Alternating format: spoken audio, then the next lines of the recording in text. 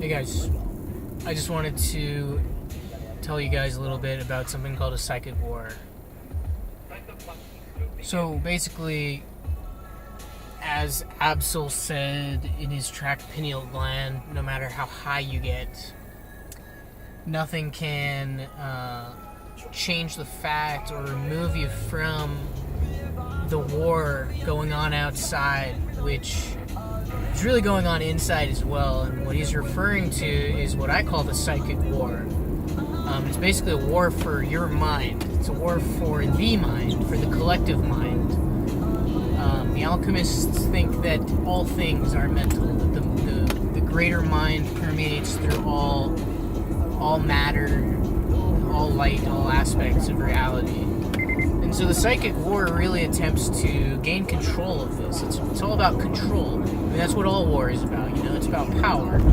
But in this case, the wars are fought not using physical guns, bullets, bombs, but rather words, symbols, images, and it mostly takes place with the media. The media is probably the largest army of the global elite.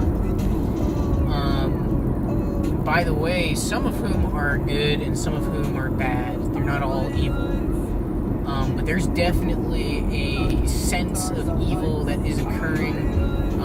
You could just call it dysfunction. You could just call it misguided, obsolete frameworks and paradigms. Some people call it evil.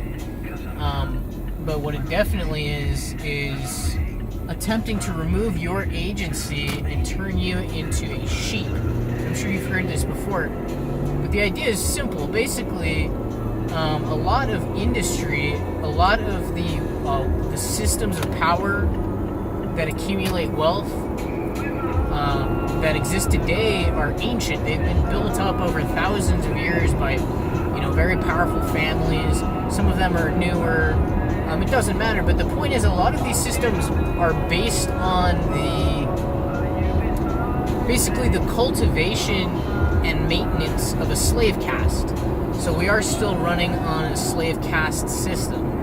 And in order for the slave caste to exist today, and it could arguably be said that it actually is more effective today than it was when there weren't actually slaves, like literally slaves. Now it's secret, and it's even more effective because of that.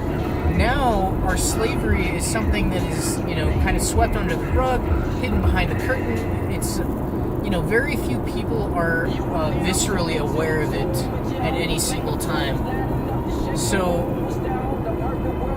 basically, the reason I call it a psychic war is because psychic really just means having to do with the psyche, which is the mind. And, obviously this kind of brings to mind ideas of mind control, telekinesis, telepathy, supernatural powers involving the mind. And the crazy thing is, when you really look at how these structures work, some of them are so powerful that they are essentially a technology that's indistinguishable from magic. I think that was Arthur C. Clarke who said that a sufficiently advanced technology would be indistinguishable from magic. So, in a sense, it is psychic, even in that sort of archaic understanding of it. So there really is an invisible war going on with invisible forces, metaphysical forces, which you could visualize, but you can't see. And so it really is like magical, supernatural forces working behind the curtain to control you. And you could actually visualize it like strings, like you were a puppet. And according to the Gnostics, the puppet that you are is made up of egos.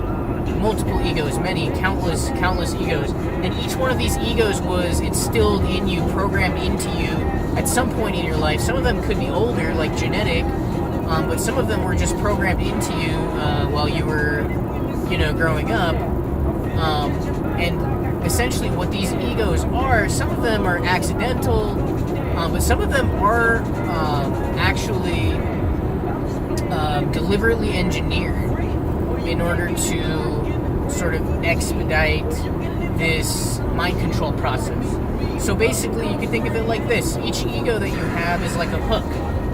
There's like a hook on you, or like a piece of Velcro or a magnet, and the elite, the Illuminati, whatever you want to call them, the bad ones that are just basically trying to keep us suppressed so that they can keep extracting value out of our lives.